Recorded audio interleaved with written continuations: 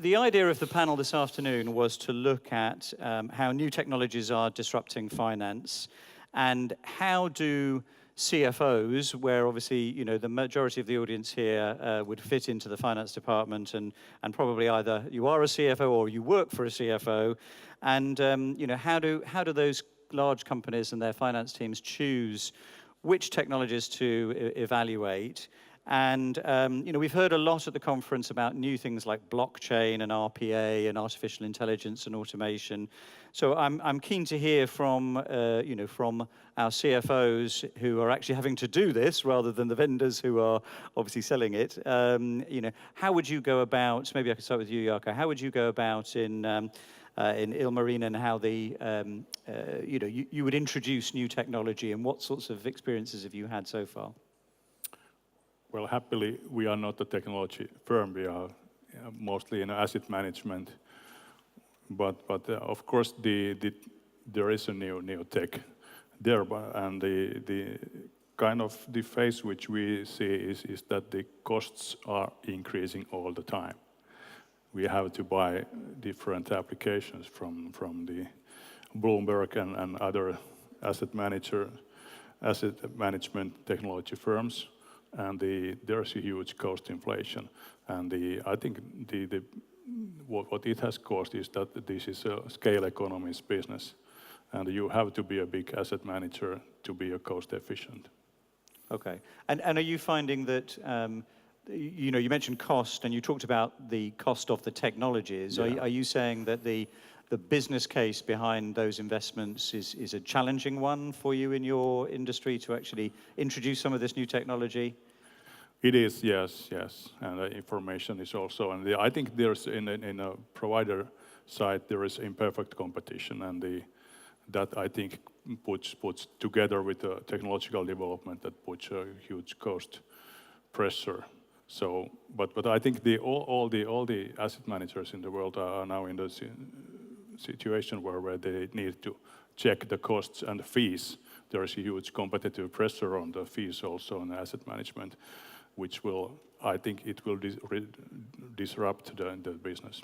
Okay, and Tom, what about in Finnlines? Are you seeing the same challenge, that the cost of the technology is difficult to justify, or are you in a different sort of market? Because obviously, Jaakko, you're in quite a specific market.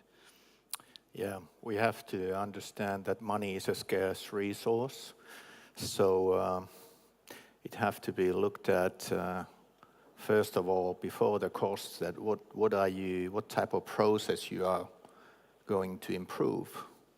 So I'm a bit older guy, so I want to look at the proper requirements definitions first of all for your project, so that you set proper targets before choosing any technology. So you look at a bit on the old-fashioned way. Is this going to help my customers? Would those targets be qualitative, quantitative? And then you go on whether it's a blockchain, robotics, or whatever, machine learning. Yeah. But of course, we have built everything on our service, whether we service a customer or customs or port or authorities. We have built everything on API technology, application programming software technology, since 2005. We find that's a good path to be on. And now if we look at blockchain, robotics, machine learning, of course there are applications that we could consider, but we have to look at first what process that would help, what are the current costs of the process that we want to improve. But for example, machine learning can be used in, we are a shipping company, so we service cargo companies, so we carry freight. We also have, during the summertime, very good routes on Finnlines from Naantali Kapellskär trade. We have just come on board with a bigger ship. So we have a lot of, during the summertime, passengers as well. So there are a lot of questions, both from passenger side and freight customer side, where sort of machine learning could help answering sort of standard questions that many of the clients ask the same questions. So that's interesting. I mean, I've been to a number of these types of conferences over the recent years, and particularly with the RPA world, where a lot of companies are embarking on those projects. The vendors are definitely saying one thing, and the customers are definitely saying something different. And the main feeling I've always got from the customer presentations has been that you really have to understand the full cost of the robots and managing their sort of lifespan. So it's is that an experience you've kind of had when bringing in technology, that you kind of maybe underestimated what the overall life cost was going to be of bringing on board some bits of technology? Sure, I would agree on that. I think the sales talks are great all the time, but we are in a business where we, and on the side of the individual pension policy management, where we have used huge data systems for the last 50 years. But every new generation of the technology it's better, but it's also more complex and more expensive, and more difficult to manage. And the purchasing a new system and doing the integration with the other systems it's coming all the time more complicated, because you have many generations of systems at the same time. So I think this kind of management has become harder. Okay. And maybe, Tom, you could pick that one up as well. Yeah, we all know that IT projects are the worst projects from CFO's point of view. Sure. They are always over budget and take too long. Then you already have a new technology coming on board after you have started 3 years ago. But if we look at the current technology, the API technology we have, that serves our purpose very well towards through the different interfaces to our different stakeholder groups. If we look at blockchain, no, we don't use any blockchain. Do we use robotics? No, we don't use robotics, but we could use robotics in a simple, repetitive tasks where you have to check cargo, number of containers, accounts payable, internal type of thing. But with communicating with stakeholders, I would still rely on the current technology we have. So do you either of you see, you gave some examples there of where robotics could be used, but clearly the business case isn't yet made. Is the business case people cost reduction mainly, or is it more sort of reliability of the results you'd get if you kind of automated it? Yeah, all these tools, I call it digital labor. Of course, you have to look at I emphasize what I said at the beginning. You have to know your costs related to certain process that you like to improve. So when you know your costs, you have to set the targets, and then you choose and look at these technologies, whether they can serve you. In case they serve you, yes, why not? Okay. But just adding, I think we are still quite on early stages. We have to look what others are doing and get the experience that we can really see the results. And probably we are a bit follower and not a forerunner maybe in this case, because we have built, what I said, API systems at the moment. Sure, and I mean, you've both kind of referred to, and Jaakko, you particularly referred to your legacy systems being a sort of, I don't think you use the word barrier, but I'm just trying to paraphrase a little bit to say, it's a challenging IT landscape on which to put new technology. Mm-hmm. And in our first panel this morning, we talked a little bit about the fact that, the finance community still inherently runs on technologies like SAP and Oracle for its backbone kind of financial core ledger process. I mean, can you expand a little bit on, what you're doing to kind of move yourself from those legacy systems to new systems? I mean, do you have specific plans to try and do that and get yourselves off those kind of older technologies? Well, we are doing that all the time. So we are taking one part of our systems and try to renew it. And we do it, and we have been successful finally, but there is a thing that it takes many years, and you have to plan very carefully, and still you get lots of surprises, and these cost overruns are a headache of the CFO, really. And then other thing is that we also have more than 1 million people as our final customers. And we try to increase use of robotics and so on. And in principle, most of our processes could be automated. But the problem is that these 1 million people, because they are humans, and they don't understand pensions things. The financial literacy is in every country is very low. And it's also to go to pension is a thing which happens only once in a lifetime. So you get not accustomed to do it. And that's why people like very much to make a phone call and discuss. And we have the experience that we don't have robotics still, which could be in place of humans in this business. And that's why we are very IT intensive, but still we have to employ lots of customer service people too.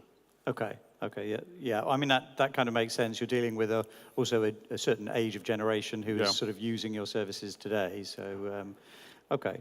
Let's turn a little bit now to thinking about how your teams or your employees or people in your finance department might bring technology to your notice. I mean, clearly as the CFO, you're not spending your life, necessarily at all these events trying to figure out all the latest things, but, do you have teams of people that are dedicated to that? Do you have a sort of a technology guru whose job it is to bring those things, or how do you sort of approach that? Maybe, Tom, you could go first. Yeah, I think it's important in a larger company to have a high degree of IT knowledge within the group. Sorry, all the consultants and all the companies, vendors providing these excellent services. But if we don't have an understanding how to develop our processes, we cannot cooperate with the vendors and consultants. The better knowledge we have, the better project it will be for everybody, always. Okay, so you try and have those skills in-house when you have a high degree of understanding of new technologies, existing software systems that you are applying, interfaces and networks, interface networks, I mean. When it comes to a lot of this discussion of automating services and using new tools to, whether it's helping the customers to book online. All our cargo customers, all our passenger customers can book online already now without a single phone call or an employee doing anything. It's fully sort of automated system. What comes to these new technologies and further developing these processes, there has to be a clear message to employees that they are valuable people, and it's a fact that certain processes mean reduction of employees, and it's a clear communication is important from the very beginning. But it should be open and transparent discussion. Otherwise, it's a sort of a black hole, and everybody is thinking what's expecting next. So. Keep high quality people inside so that you can procure proper IT solutions, but also be transparent on the development of your projects towards your employees. It's what to expect in the coming years. Okay, and Jaakko, what about your organization? Do you have a means for people to bring ideas to, to your level, if you like, in the company? Basically, yes, but I've also found it very helpful to have discussions with also outside experts, and I think we have a good experience of cooperation with quite so many consultancies and the IT houses. But of course, to be successful, you have to have the crucial capabilities inside. So you do what must be done. And do you kind of take notice of what your competition is doing in this area? Does that drive you at all? Do you kind of benchmark yourself against sort of peer group companies and say, oh, I can see they've invested in something, we should really be evaluating that? Well, in our business, competition is different because we are very regulated business. In one sense, we compete by investment returns. And the other part of the competition comes with how can we serve with our corporate clients. And when it comes to, of course, for the very large customer companies, we provide in a way kind of personal service. But if we think the large number of very small companies, then we are developing all kinds of digital services and the applications which they could use. And I think that's kind of thing which we are really working at now. Okay. And what about, Tom, your business? Shipping is very competitive globally, internationally, also around the Baltic Sea. Clients are the first ones to show whether you are providing a good service. I rather not talk about technology or solutions, IT solutions. I talk about the level of service to customers. It has to be already a decade ago almost, it had to be fully automated online booking systems, like we all book our flight tickets automatically and we are charged automatically via the credit card. It's same in shipping. Everything is automated. You book whether it's a cargo or you choose Finnlines from Helsinki to Travemünde, you book it yourself. Yeah. Okay. And if you think about the sort of challenges that you're going to face in the future, I mean, are you kind of actively, I mean, maybe the answer is not technology, but maybe it's something completely different that you see as the pressure coming. But I'd be interested to know, because I think both of you have sort of said, well, yes, we're not averse to any kind of automation or robotics where it makes sense, but I don't feel either of you feel necessarily that it's the big topic that you're challenged with at the moment. So I think it would be interesting, given that we have a sort of a finance audience, what do you see as the big challenge, technology-wise, or any part of, however you want to answer that question? Wow, yeah, big question. Well, I think the challenge is it's a continuous challenge that you keep on the edge of the right technology, and you have to constantly, with your people, to monitor what the competitors are applying, what kind of technology is available, and then choose and improve all the time. Okay, and you mentioned earlier people being a very critical thing. Are you kind of optimistic for, generally for employment in your organization here in Finland about skilled people? Are you finding enough skilled people, or, are you having no challenges there? And, where do you see that people challenge? It's very hard to find skilled people. It's very hard, especially in the IT, in this field that we are talking about, API technology or robotics or machine learning, who has actually done a project and from the beginning to the end. There aren't that many. Many companies are talking about these things, but the projects are still rare, I would argue. Okay, so it's not so much that people aren't well educated; it's their experience of actually sort of delivering these implementations. Implementation projects are still few.